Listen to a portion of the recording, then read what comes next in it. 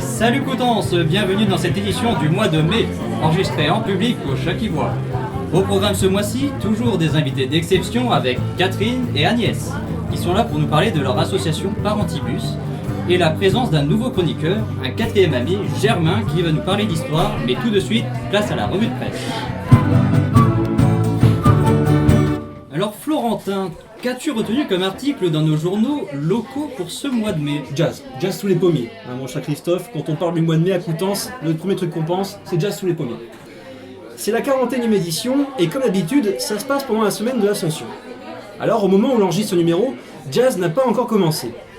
Donc on ne va rien avancer en termes de bilan, mais on ne va quand même pas trop se mouiller en disant quand même qu'il va y avoir du monde. Et tout cela nécessite de nombreux bénévoles, et des personnes qui veulent devenir bénévoles, il y en a plein. Moi le premier, c'était il y a quelques années, j'avais candidaté pour participer, mais quand on n'a pas pu m'accepter parce que je n'étais pas majeur. Oui, à l'époque on ne pouvait pas faire cela, donc j'étais un peu frustré. Depuis, l'âge minimum a pu descendre à 16 ans, j'ai vu des classes de lycéens participer dans la logistique de certains concerts, et depuis 2 ans, et c'est le sujet de l'article du Ouest France, le festival propose à une poignée de jeunes volontaires de vivre l'expérience de bénévoles durant la semaine. Ils sont 15 et ont entre 12 et 16 ans et sont supervisés par des animateurs du centre d'animation Les Unelles. Comme les vrais bénévoles, ils peuvent assurer l'accueil d'artistes, les tickets d'entrée, rester aux portes des salles, le point info ou même la billetterie, tout en profitant d'une immersion totale dans les coulisses du festival et d'un badge d'accès au concert. Le but de cette expérience est de donner envie de s'engager pour des causes, mais clairement, surtout obtenir de futurs bénévoles. C'est très fort méga possible que cela soit renouvelé l'an prochain et que ce soit copié dans d'autres festivals. J'ai l'impression que ça fait surtout un gros jaloux. Non, c'est pas vrai. Bon, pour cette revue de presse, tu vas beaucoup nous parler de sport. Ouais, enfin, pas tout à fait de sport. Dans la Manche Libre, un article tout en vertical part du futur Zénith de Coutances, qui en toute logique existe déjà. Vous voyez à quel bâtiment je fais allusion? Les Unelles Non, salle Marcellelli. La salle Marcellelli, c'est ça, voilà. La salle Marcellelli qui en réalité de base, et on le sait bien, c'est un gymnase. Le projet est acté par la municipalité, la salle deviendra une véritable salle culturelle à la hauteur des ambitions de Jazz sous les pommiers. Mais pas sportive. Mais pas sportive, c'est ça. Ça fait des pas contents et c'est des fois plutôt justifié. Où iront les associations et les scolaires qui utilisent la salle pour des pratiques sportives? Pour le moment, autre part, il n'y a pas plus de réponse davantage. Tout ce que l'on sait, c'est que les travaux débuteront en mai 2024. Un autre bâtiment sportif fait parler de lui dans le journal. Oui, c'est dans le Ouest France où on trouve une pleine page sur la piscine à l'occasion de ses 53 ans, et globalement pas très positive. Dites-moi, autour de la table, ça remonte à quand la dernière fois que vous êtes allé à la piscine de Coutances? Je dirais 3-4 ans. 2 ans 2 ans, 4 ans. 5 ans. D'accord. L'été dernier. Bon. Moi aussi. D'accord. Et moi ça fait oui, peut-être 4 ou 5 ans, oui. La piscine est la plus vieille du centre de la Manche. Depuis, Villedieu, Carentan, Saint-Lô et Granville ont fait des bâtiments aussi attirants, si ce n'est pas mieux. Plus attirant. Et plus attirant, voilà, c'est ça. La piscine amène plusieurs inconvénients au club nautique de Coutances. Il n'y a que 5 lignes de nage quand il y a dans chacune 14 enfants en Tetris. Le club doit refuser des inscriptions et optimiser à fond les temps d'accueil dans la structure qui frôle les 100% de fréquentation. C'est un article de Grégory Galbadon. C'est pas signé. Et surtout, je ne comprends pas bien ce souci, c'est le manque de débordement du bassin pour les épreuves sportives. Pas très bien Ah, saisi. si, c'est des questions de vitesse. D'accord. C'est-à-dire que quand les gens qui nagent brassent de l'eau, Mhm. et alors s'il y a des débordements, l'eau s'échappe. Tandis que s'il n'y a pas de débordement, l'eau revient et refait un retour pour ceux qui sont sur les côtés. Ah Et d'accord. c'est pas. D'accord. Ça peut leur faire perdre du temps. Ok. Donc c'est mieux que ça s'échappe. Ah oui, il faut Oui, mieux que ça faut- s'échappe pour que les ondes soient toutes dans le même sens et qu'il n'y ait pas des ondes de retour. D'accord. Oui, le bénévolat, ça rend intelligent. Hein. Ah, ça amène plein de connaissances, c'est sûr. J'ai un fils qui a fait de la compétition de natation. Bien des projets du club sont souvent pas aboutis à cause de la piscine actuelle, et il est vrai qu'une partie des habitants préfèrent aller ailleurs des fois, là où il y a plus d'activité. Alors, un projet de nouvelle piscine est de plus en plus évoqué, mais rien ne sera concret avant quelques années. Il se pourrait donc que la piscine quitte encore de beaux jours.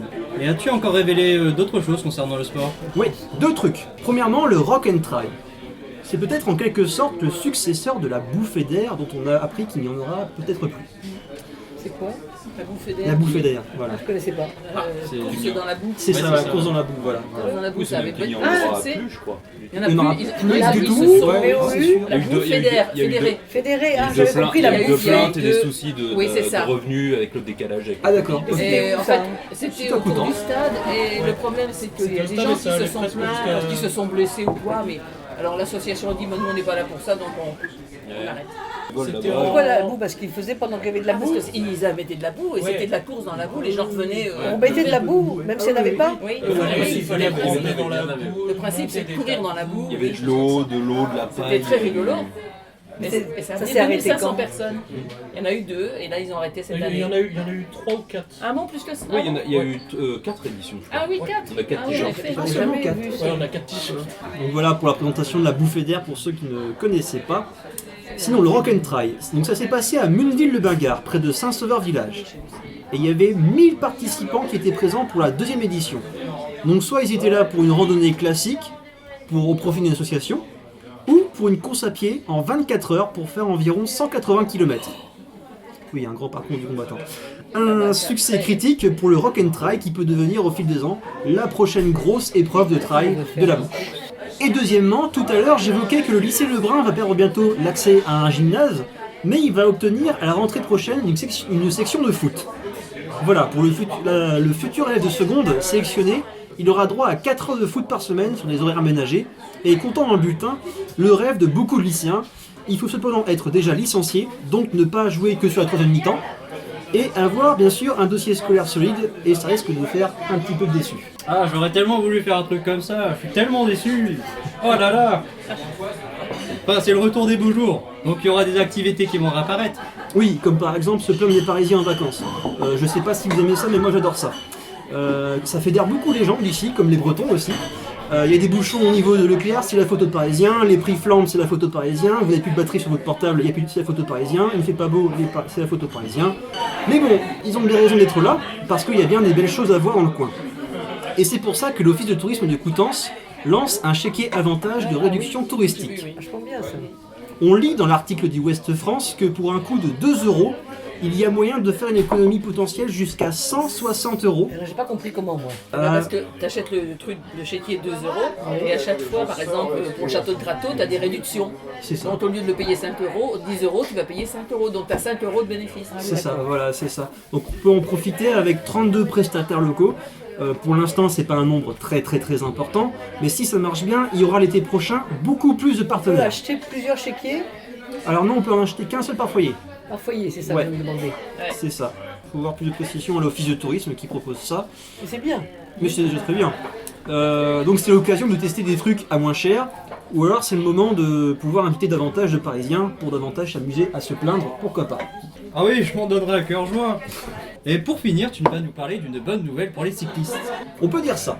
La communauté de communes de Coutances va donner la possibilité de financer un quart de l'achat d'un vélo chez un commerçant du coin. Il peut être neuf à moins de 800 €, ou plus, toujours à 200 Il peut coûter euros. 3 000 Voilà, €, c'est si ça, vous voilà, voulez, c'est mais 200 € S'il maximum. coûte 3 000 €, vous n'aurez pas plus de 200 €. C'est ça, c'est ça.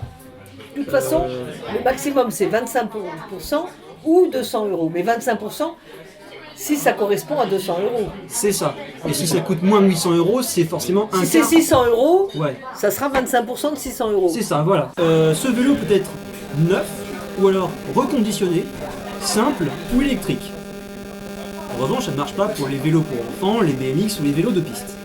Ni pour les vélos qui ont eu un moteur Électrique ?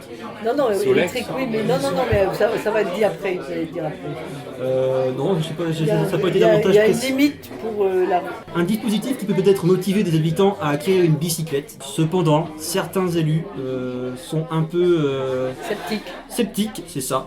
C'est vrai que la bonne partie des habitants possèdent déjà un vélo, qui n'est pas souvent utilisé.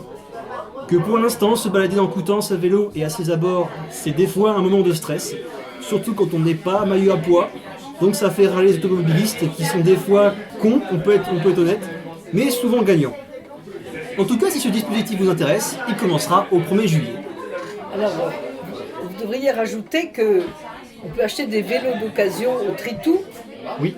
et le chèque de 100 € sera donné directement au C'est Tritou. valable aussi, d'accord. Et on n'aura pas à faire l'avance pour les gens qui n'ont pas beaucoup d'argent et qui veulent acheter un vélo reconditionné. Voilà. Donc ça invite plus les gens à faire de... Le but de cette opération est d'essayer de diminuer l'utilisation de la voiture et de favoriser celle du vélo. Donc on travaille sur les pistes cyclables, mais aussi sur l'utilisation du vélo. Par contre, c'est vrai que moi j'ai des parents qui sont cyclistes, vraiment Cyclistes des touristes. gros cyclistes. Oui. Moi j'habite Hauteville, mais ils vont au boulot à Coutances tous les jours en vélo. C'est vrai que le gros problème, c'est les pistes cyclables sur Coutances. Hein. Oui, c'est bien. Moi je sais, j'en ai fait un peu dans Coutances, et c'est vrai que par exemple, la banque, c'est une piste parce que c'est pas sur la route, mais la piste cyclable qui est sur le trottoir qui longe Total, Fouchard, Oui, oui. je la trouve très très dangereuse. Celle-là, il y a les gens qui sortent de Total, qui sortent de Point P, de la station d'épuration. Vous habitez Coutances ou Hauteville? Moi j'habite Hauteville. Alors vous allez voir dans la presse très prochainement, ou par la commune, un questionnaire sur ces problèmes-là. Et c'est intéressant que vous y répondiez en disant, moi je pratique le vélo, mais tel endroit, et donc vous allez spécifier tel endroit, là c'est impraticable pour qu'on puisse travailler les zones les plus compliquées. Donc regardez ça pour pouvoir effectivement, par exemple le pont de la Roque est un problème aussi. Alors moi je ne trouve pas que ce soit un vrai problème, mais bon. C'est un problème depuis que c'est interdit de rouler sur le trottoir. Oui, mais enfin, les interdictions, ça se transgresse. Hein.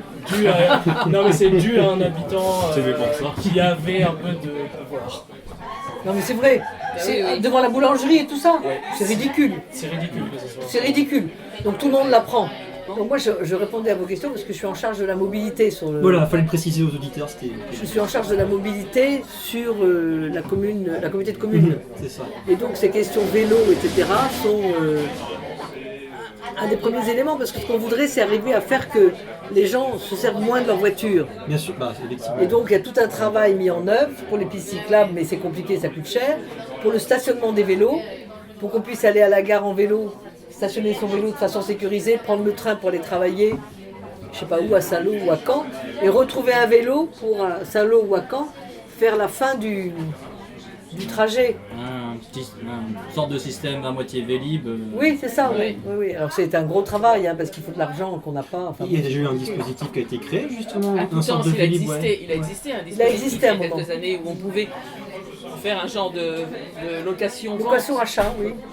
De vélo électrique. D'accord. Et ça avait bien fonctionné. Hein. Mais si on veut, c'est votre monde hein, sur lequel on travaille. Ah, ça c'est oui. C'est votre monde à vous. Non mais, moi j'ai 76 ans bientôt. Donc moi, dans 20 ans, je ne serai plus là. Hein. Donc, va savoir.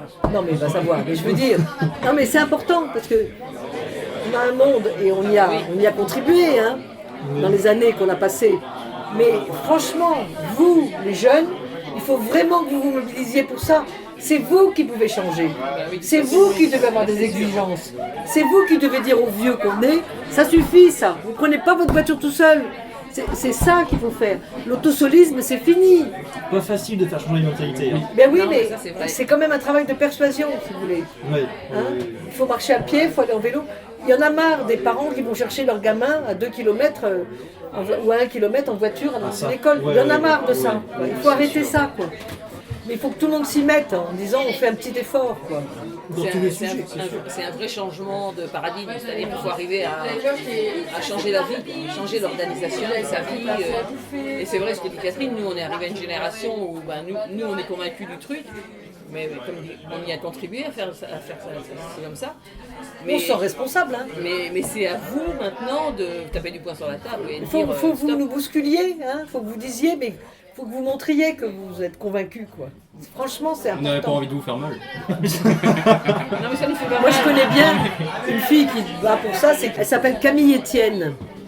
C'est une fille qui a votre âge, qui fait Sciences Po, qui a vécu à la montagne. Je le connais parce que c'est un village où j'allais en vacances, dans un hameau perdu dans la montagne, et qui a une idée sur la planète, sur le développement durable extraordinaire.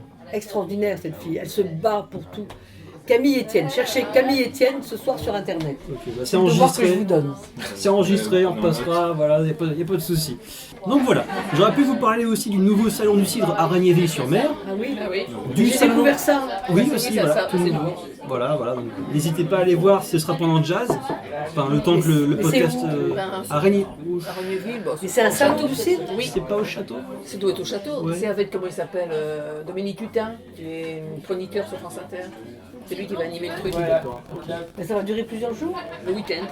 Week-end, ouais. De la Qu'est-ce qu'ils vont faire Le week-end de l'ascension. Tu iras Dégustation. voir et tu iras goûter du cidre et voir. On pourrait y aller. 7 € l'entrée avec une consommation offerte. Ah, il faut payer l'entrée. Mais c'est un coup à voir. Ceci, du salon de l'agriculture organisé par le lycée Nature, de la préparation du spectacle Grande Nature comme un cri jaillit de la nuit à Orval.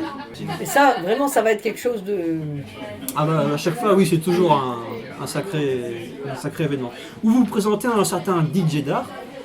Mais pour terminer, je vais juste évoquer une pensée pour les proches de Jean-Marie Gontier, décédé tragiquement après une agression au couteau il y a quelques semaines à Saint-Thierry-du-Harcouët, où il y a eu peu après une belle marche blanche en son honneur de 500 personnes, habillées à l'effigie du club de foot du Stade Rennais, dont il était fan.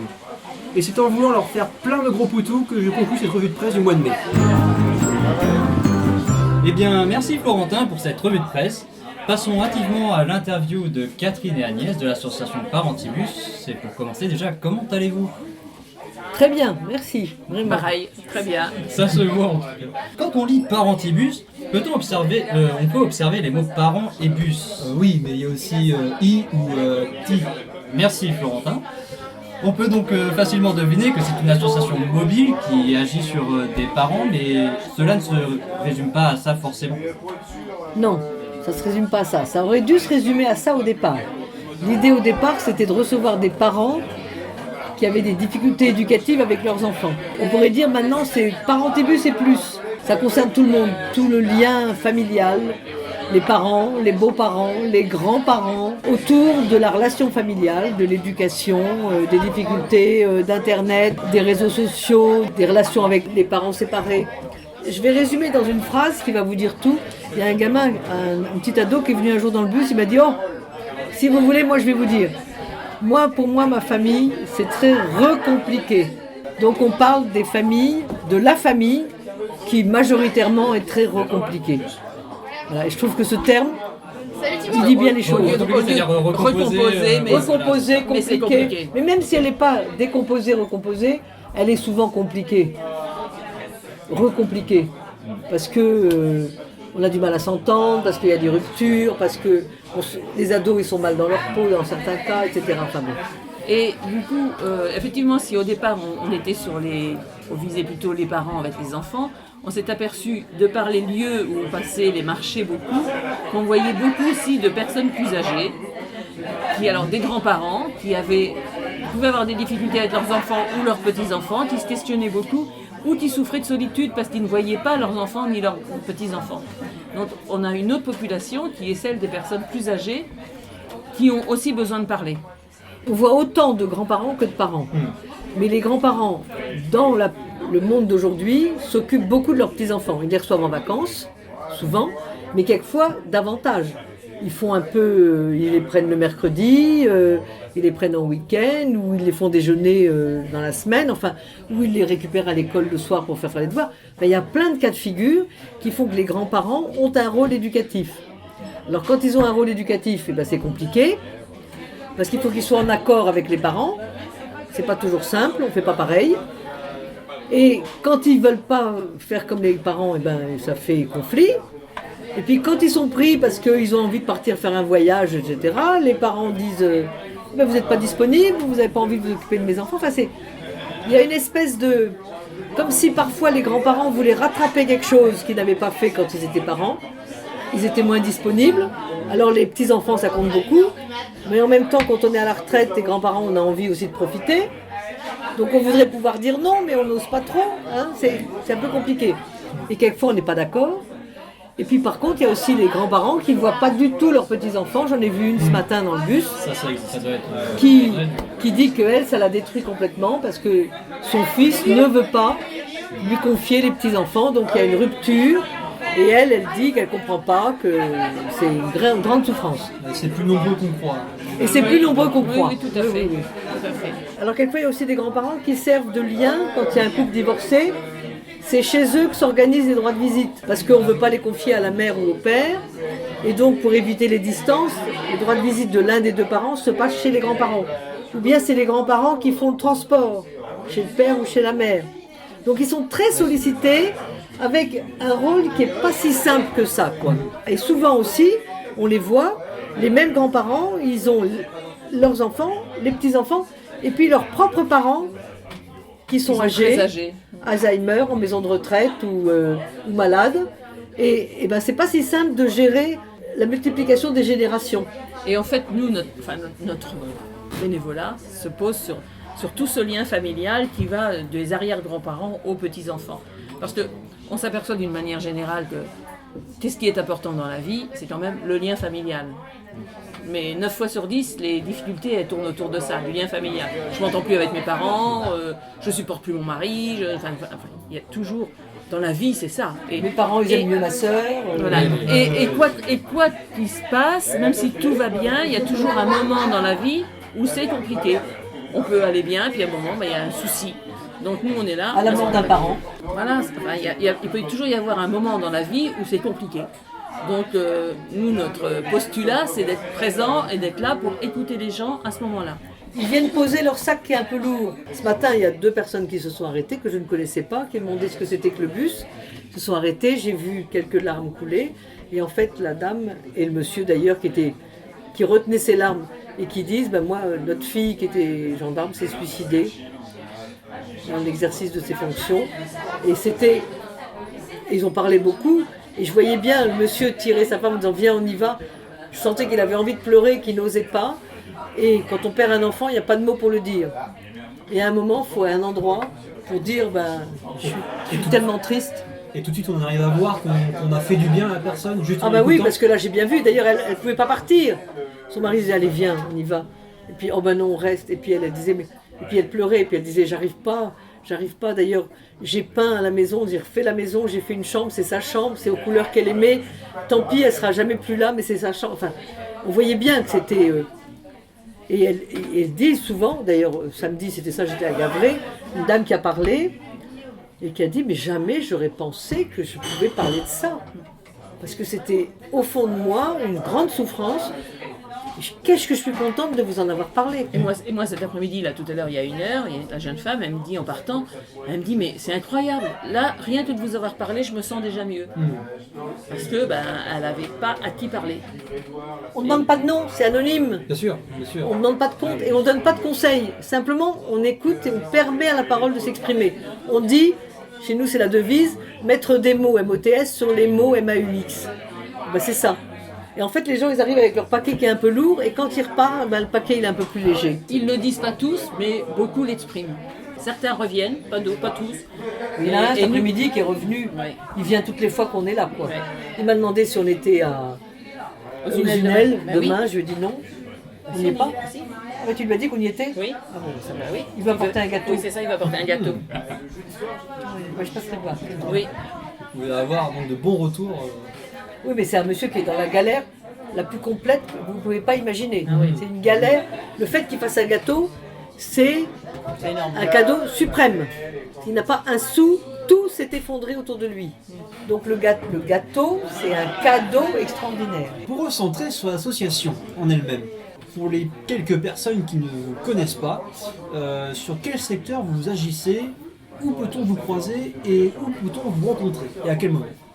Alors, on agit sur le centre-Manche. Concrètement, de Gavray à Valogne. Oui, ça c'est encore C'est un gros centre-manche. centre-manche. Un gros centre-manche. Alors Valogne est l'exception. Sans ça, le plus haut, c'est la Haie du Puy. 40 ans, Coutances, Montmartin. Adon, Montmartin, Bréal. Gavray, Bréal, Au sud, Saint-Lô, Saint-Lô. Perrier. Voilà. Il y avait encore quelques années, c'était juste autour des Coutances, et là, il est encore davantage étendu. Oui, encore qu'on a diminué notre champ d'action. champ d'action, parce qu'au manque d'écoutants, le confinement nous a fait perdre beaucoup d'écoutants. On avait 50 écoutants, on en a plus de 25. D'accord. Donc on cherche à recruter. Et ça peut être des jeunes. Ça peut être des jeunes. Franchement, si vous avez du temps, c'est une vraie richesse. Hein. Comment on peut devenir bénévole à l'association Eh ben, on a là une adresse mail. D'accord. On écrit qu'on est intéressé. Après, on fait 2 ou 3 écoutes avec ou Agnès ou moi ou les responsables, quoi. Et puis après, on voit si ça intéresse ou pas. Et si ça intéresse, on continue. Et on demande à peu près 2 ou 3 demi-journées pour 6 semaines. Ça fait une demi-journée tous les 15 jours. Mais tous les jours de la semaine, y compris le samedi. Alors après, on s'inscrit, il y a un planning et on s'inscrit en fonction de nos En disponibilités. fonction de nos disponibilités. Mais on aimerait avoir des jeunes. Le bus est basé à Saint-Sauveur-Landelin et on a une coordinatrice qui est salariée de notre association.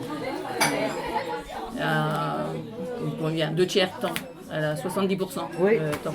Les choses s'organisent comme ça, avec un planning. On essaye d'élargir notre champ d'action en proposant des choses un peu différentes. Là, on est assez impliqué on essaye de s'impliquer sur le champ des violences intrafamiliales et d'être un relais, par exemple. Parce que nous, évidemment, on entend des choses dans le bus. Après, vous pouvez rien faire derrière. Quoi. Alors, nous, notre objectif, c'est pas de faire Ah, derrière. après, Mais voilà, par contre, on peut donner des adresses. Oui, voilà. On peut dire, voilà, notre objectif, c'est ça. C'est pas de dire, jamais on dit, il faut faire ça, vous devriez faire Non, ça. c'est Faites, donner jamais. la possibilité. Mais voilà, par contre, on peut donner des adresses en disant, bah, écoutez, si vous voulez, prenez contact avec telle association ou telle... N'importe quel profil peut devenir un écouteur. Ah oui, il n'y a pas de... Du moment qu'on est capable de ne pas juger, d'écouter, d'être patient, de ne pas s'offusquer parce qu'il y a des choses qui peuvent choquer, on ne porte pas de jugement. On ne demande pas qui et être bienveillant, quoi. Il faut être capable de rester de marbre. De marbre, pas de marbre. Pas de non. marbre, parce qu'il faut être dans l'empathie en même temps. C'est-à-dire qu'il faut montrer aux gens qu'on les écoute, qu'on est bienveillant, qu'on ne les juge pas. Et puis, on n'est pas évidemment de marbre, on interagit, on discute avec eux, on relance, on reformule pour voir si on a bien compris. Enfin, voilà.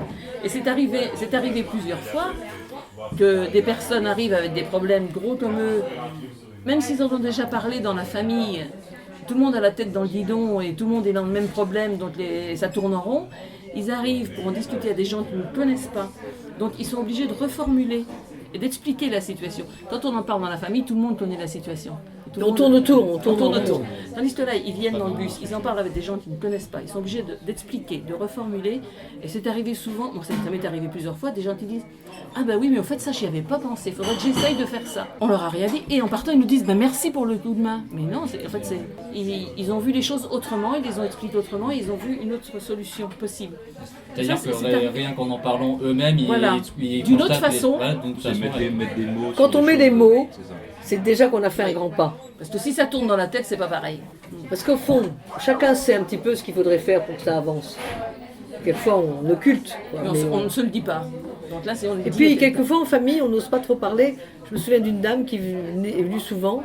Elle a perdu son fils qui avait votre âge à peu près. Et elle s'en est jamais remise. Et elle dit, dans ma famille, on me dit maintenant, il faut tourner la page.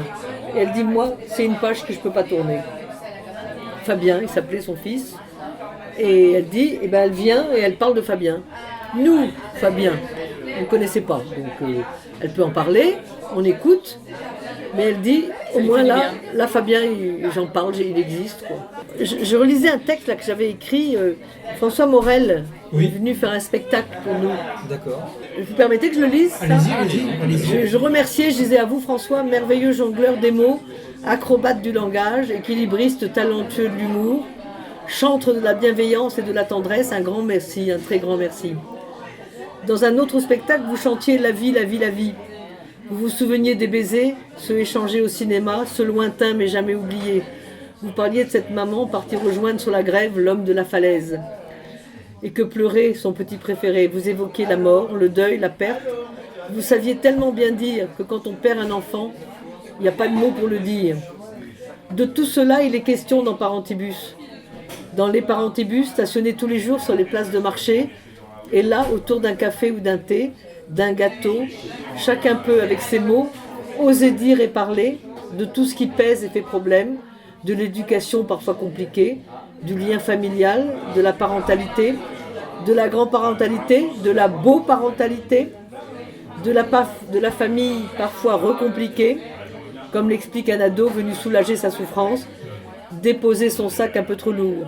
Alors grâce à vous et à votre équipe, c'est sûr, Nous, les écoutants, n'avons pas de doute, les 2 parentibus vont pouvoir poursuivre leur route et ceux qui le souhaitent autour d'un café pourront encore tout un temps être écoutés et sans crainte mettre des mots sur les mots.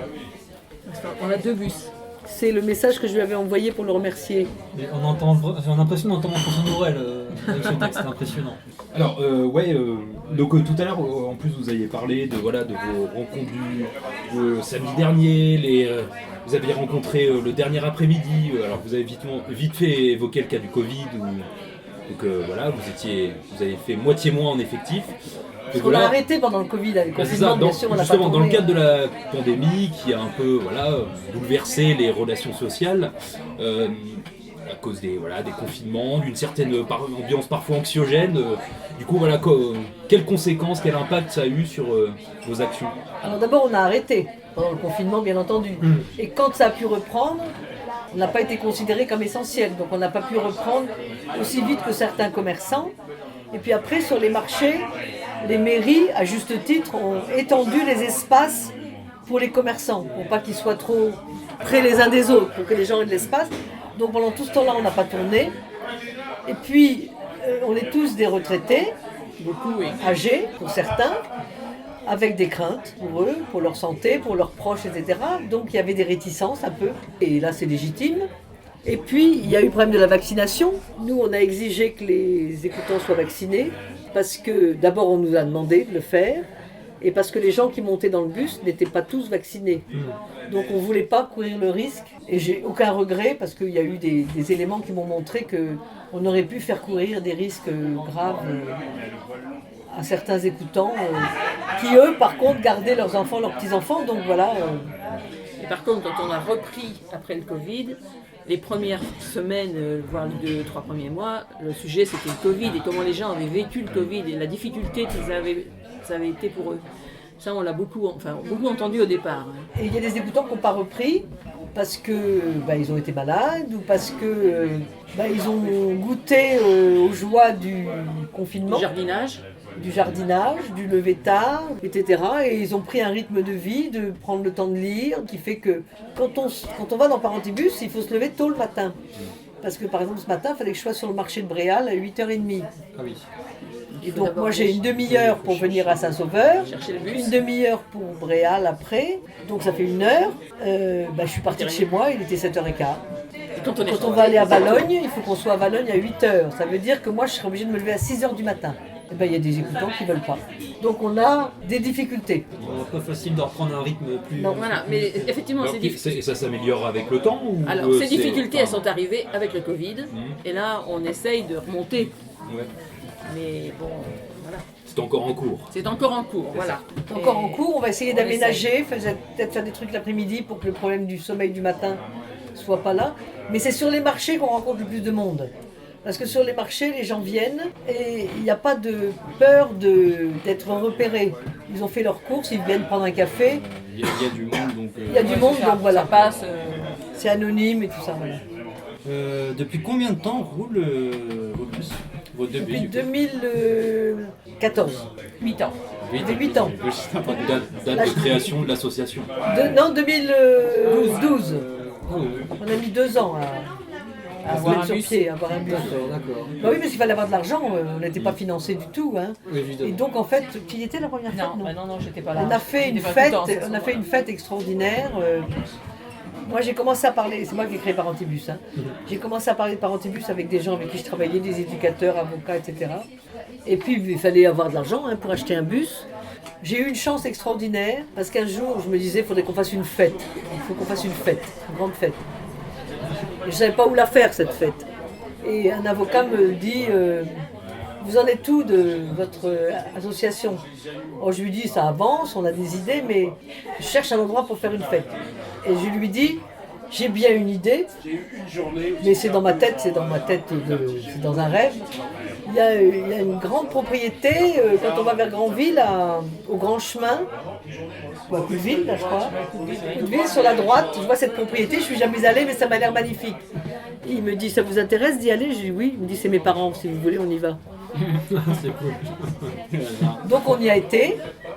Et on a fait, les parents ont été absolument adorables, on a fait une fête extraordinaire. Je crois qu'on a reçu 3000 personnes et on a fait une vente aux enchères ce jour-là. Donc j'ai trouvé pendant l'été 150 tableaux à vendre. J'ai fait tous les artistes du secteur, je suis allée jusqu'à Cherbourg, etc. Et là, on a gagné 17 000 euros. Et bien, une association qui, avant de démarrer, gagne 17 000 euros, ça peut y aller. Hein. Oui, c'est sûr, c'est sûr. Et là, il y avait le député qui m'a dit je vais vous aider. Donc, il y avait à ce moment-là encore la participation. La bourse de l'Assemblée, là, comment ça s'appelle? Je ne sais plus comment ça s'appelait. Je sais plus. Ils avaient les moyens d'aider des associations à ce moment-là, mais ça a été terminé après. Au niveau de l'Assemblée nationale, oui. Donc, il nous a donné de l'argent aussi, 6 000 euros. Et ça nous a aidés. Et on a démarré et on est parti avec le premier bus. Et puis après, on a répondu à des appels à projets. On a gagné des concours. Et là, on nous a proposé le financement d'un deuxième bus. Enfin, on a été très aidés par des donations ou des donations. Et là, c'était des autodidactes. Des gens qui avaient créé leur-même et qui trouvaient que notre idée était très belle. Ils nous ont donné 5 000 euros. Et puis voilà. Et du coup, avant même votre premier bus, est-ce qu'il y avait un petit peu des prémices avant de permanence, c'est ça d'écoute et de... Non, il y avait l'idée que sur le secteur, comme juge pour enfants, je me disais, c'est dommage qu'il n'y ait pas plus d'endroits pour parler, pour que quand le problème arrive, on puisse mettre des mots dessus, avant que ça se détériore trop. Donc c'était mon idée. C'était vraiment de s'adresser aux parents pour un problème éducatif.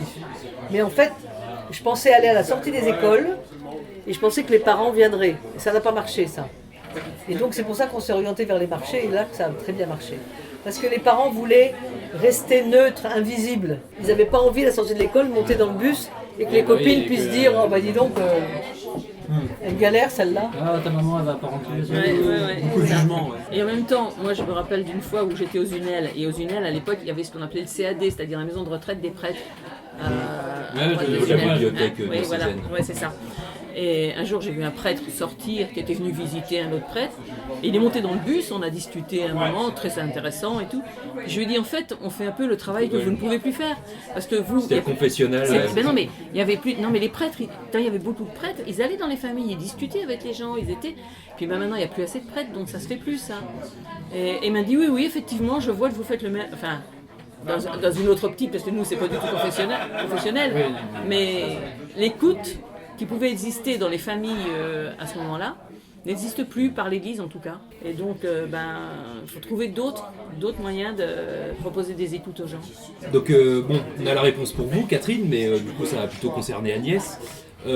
Pour vous, depuis quand vous êtes bénévole et quelles sont les raisons qui vous ont poussé à l'être? Alors moi je suis revenue à Coutances en 2015 parce que je suis née à Coutances mais bon j'ai fait toute ma carrière ailleurs et je suis revenue à Coutances en 2015.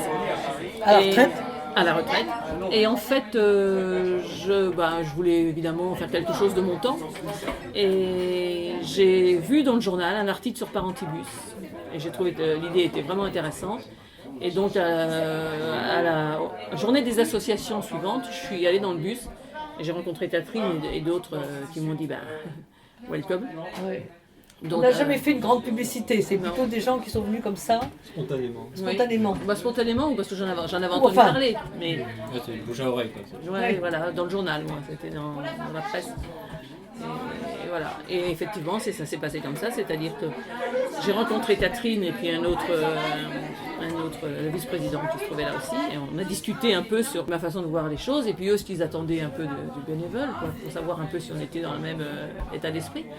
Et puis j'ai fait une ou deux permanences avec d'autres gens. Et heureusement qu'elle est là. Je rêve que d'une chose, c'est qu'elle prenne la présidence après moi. Oui, bien sûr. Ça c'est pas fait. C'est mon rêve. Donc on a affaire à la bénévole très active de Parentibus.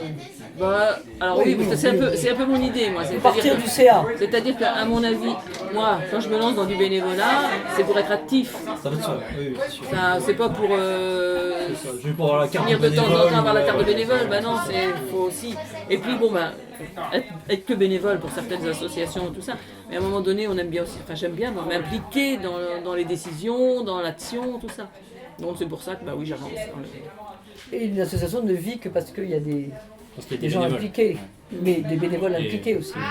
Éventuellement, c'est une petite question en plus. Tout à l'heure, vous parliez de termes comme les relations parents-enfants, les relations grands-parents, petits-enfants ou grands-parents, enfants, de violence intrafamiliale, de travail avec des éducateurs, que vous étiez juge pour enfants. Alors, bon, étant donné que je suis un petit peu familier avec ce milieu, est-ce que vous avez été amené à travailler avec des services, alors du coup en tête, j'ai le centre départemental de l'enfance Non, par pas du exemple, tout. ou d'autres structures, non du tout? Ah non, du tout.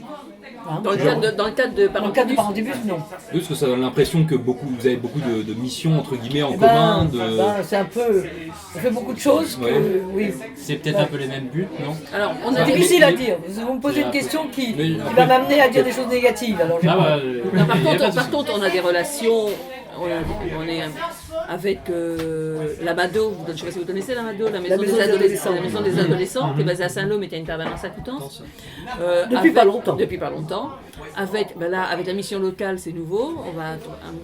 On travaille un peu en réseau, c'est-à-dire que voilà, on a des liens. on est en lien avec l'aide sociale à l'enfance, par exemple, parce qu'on conseille ou on aide les gens à faire une démarche pour avoir de l'aide éducative, parce que c'est l'aide éducative, elle ne vient pas que du juge pour enfants, elle vient des services de l'aide sociale à Et l'enfance. vous amenez les gens vers ces services. Vers ces services-là, mais c'est ok. pas facile et en plus les réponses sont très longues à arriver.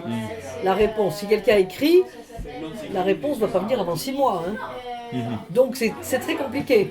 Donc on voit des gens qui reviennent parce qu'ils disent, on en a eu un cet après-midi, Il se passe rien. ils disent l'accompagnement que vous assurez, il nous aide à passer les étapes et à passer les difficultés. Et c'est un peu difficile pour nous parce que le département ne nous finance pas. Enfin, l'année dernière, ils nous ont donné une petite... Sinon, mais- on est financé par l'ARS, l'Agence régionale de santé, par la MSA, la mutualité sociale agricole et la CAF. Et la CAF, beaucoup. Le département a du mal. On a un budget de 50 000 € parce qu'on a une salariée, 2 bus, les assurances et tout ça. Le carburant. Oui, le carburant, ça coûte cher. Et on a comme subvention 32 000 €.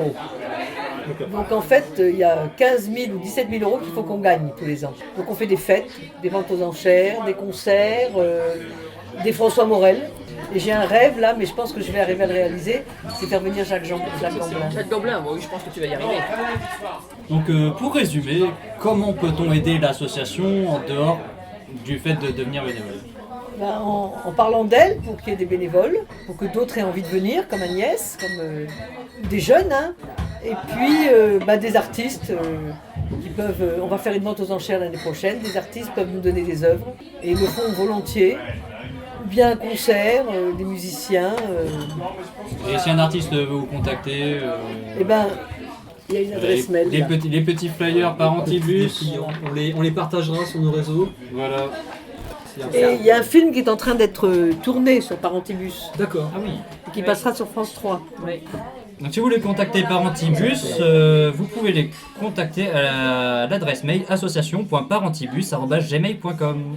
Sur ce, je vous remercie grandement d'avoir partagé tout cela avec nous. Et nous allons pouvoir passer à la prochaine chronique, Oyer Constance.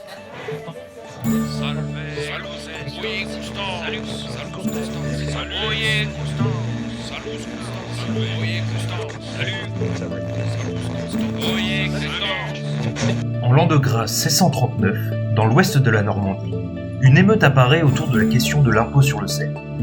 Ce soulèvement n'est pas le seul de son époque, mais son ampleur et sa localisation le rendent majeur pour le présent et l'avenir du Royaume de France. 16 juillet 1639. Charles Le Poupinel, jeune administrateur du Coutançais, arrive à Avranches pour régler une affaire privée. Nous sommes samedi. Et samedi, c'est un jour de marché. Et nombre d'hommes et de femmes sont rassemblés. On en profite donc pour s'informer et se raconter les derniers ragots. En tendant l'oreille, on apprend que le Poupinel est arrivé il y a peu à Avranches. Un coup d'encher chez nous! Un administrateur qui puisait! On a vent, depuis quelque temps, de rumeurs autour de la suppression du régime de carbouillon, propre au Cotentin et à une partie du bocage normand. Cette particularité autour de l'impôt sur le sel, la gabelle, permet des prix avantageux pour un produit nécessaire à la conservation des aliments. Il en faut peu pour les Normands, déjà fortement imposés par un État qui se développe et demande de plus en plus de moyens. Tout le monde sait que depuis 4 ans, Sa Majesté le Roi et son gouvernement sont entrés en guerre avec d'autres États d'Europe, et les impôts de guerre se font de plus en plus lourds. Sans compter les brefs retours de l'impeste, c'en est trop. Ah c'est sûr, le Poupinel, là. Il est envoyé pour nous mettre en place la gamelle. Jamais on ne laissera faire cette nouvelleté. Avec un certain sieur de Pont-Hébert, on vint trouver le jeune administrateur à son hôtel, d'abord pour exprimer son mécontentement. La scène est décrite par le chancelier du royaume, Pierre Séguier, plus tard chargé de réprimer les révoltés. Il n'y avait pas plus de 40 à 50 coquins au commencement. La plupart sauniers et porteurs de bois. Mais en moins d'un quart d'heure, tout le peuple grossit la cohorte, en sorte qu'à la fin, il ne s'en trouva plus de 400. Ce spectacle, aussi malheureux que déplorable, ne souille pas le cœur de cette populace. Bientôt, il ne reste du jeune homme qu'un corps sans vie.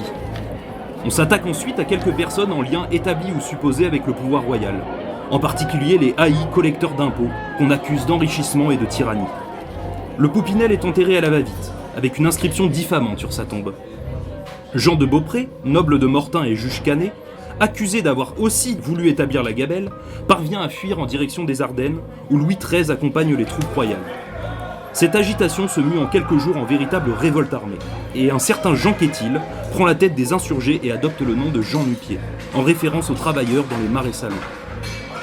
Une armée de souffrance se forme, forte de jusqu'à quelques milliers d'hommes pour piller les biens des agents du fisc ou des fermiers des impôts, voire de les abattre lorsque ceux-ci n'ont pas fui.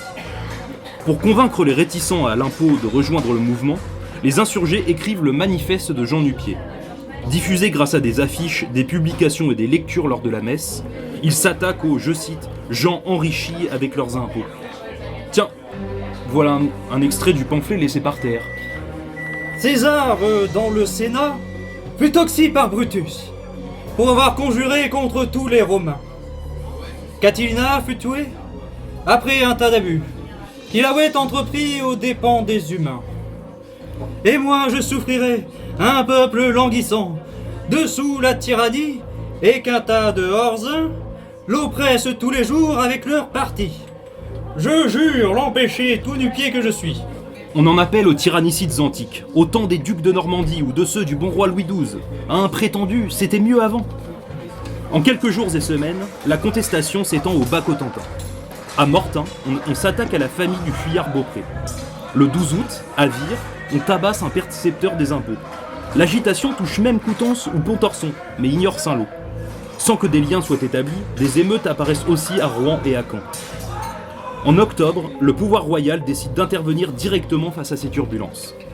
Autant de troubles à moins de 30 lieues de la capitale, dans une province aussi importante économiquement et militairement, pose de sacrés problèmes. C'est le chancelier Séguier qui est chargé de la répression. Les 2 premiers jours de décembre, plusieurs dizaines d'Avranchins sont condamnés au supplice de la roue, pendus, bannis ou envoyés aux galères. Puis quelques jours plus tard, au moins un Coutancé et un Virois sont condamnés à mort, avec des amendes pour sanctionner les villes. Caen et Rouen, elles, subissent des peines encore plus exorbitantes. Le curé de Saint-Michel de Montjoie, à une trentaine de kilomètres d'Avranches, relate le châtiment envers les insurgés dans son registre paroissial. Son petit livre dans lequel il note baptême, mariage, sépulture et fait état d'événements qui l'ont marqué, comme les guerres, les épidémies ou les révoltes. Dans celui-ci, il critique une, je cite, rébellion faite au roi. Mais si l'on avait à interroger les insurgés, tous affirmeraient leur loyalisme au roi, car sa majesté est bonne et grande, mais c'est ceux qui l'entourent qui sont mis en cause. Quoi qu'il en soit, peu importe les revendications, la répression que le curé décrit est violente. Mon père, vous qui avez témoigné des événements, je vous laisse le mot de la fin. Le 28 novembre 1639, vigile de Saint-André, Monsieur Gatien passa par ce pays et alla combattre les nu-pieds d'Avranches et les assiégea le jour de Saint-André, et remporta la victoire. Ce même jour fut tué le marquis de Courtomère par les pieds nus et plusieurs braves hommes pour la rébellion qu'ils avaient faite au roi. Ce 8e jour de mars 1640, Charles le roi, sûr de la poterie, conseiller du roi, condamna la plupart des bourgeois d'Avranches à être fait mourir, d'autant qu'ils avaient levé les armes contre le roi et fait aussi plusieurs maux. Cette dite année, il passa par Saint-Poix 30 galériens et avaient été pris par Gatien et qu'ils étaient tous bourgeois d'Avranches. rien. Oh, tu t'es bien entraîné sur la fin. Là. J'ai répété là. La dernière phrase était bien. Nous remercions le Chat qui boit de nous avoir hébergés durant cet enregistrement. Le bistrot est un véritable lieu de vie à part entière de Coutances depuis bientôt 10 ans, avec une sélection exigeante de vins et de bières, avec notamment un travail rapproché avec une brasserie locale. Pour nous en parler, Anne-Cécile, servante au bar. Serveuse. Serveuse. J'en refais. Pas la même chose. Hein. Pour nous en parler, Anne-Cécile, serveuse au bar. Et ben ouais, l'idée c'est que le Chat qui boit il a été ouvert du coup il y a 10 ans. Et après Nicolas, qui est le patron du bar, s'est mis à faire sa bière, donc la Renarde qui brasse. Et donc il est installé à la Feuillie vers l'Essai.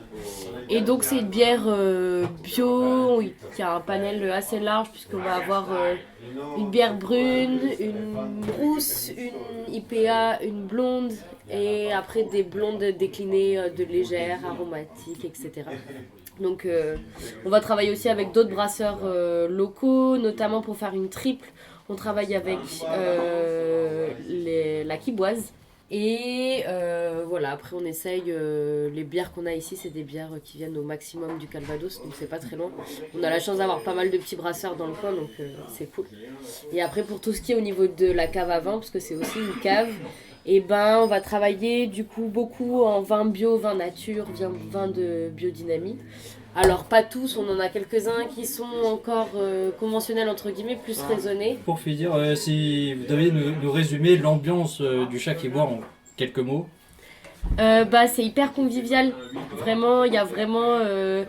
moi ce que j'aime le plus c'est des grandes tablées, tout le monde discute entre tout le monde, il n'y a pas de petits groupes qui viennent s'installer, c'est vraiment très convivial. Donc c'est ça qui est cool.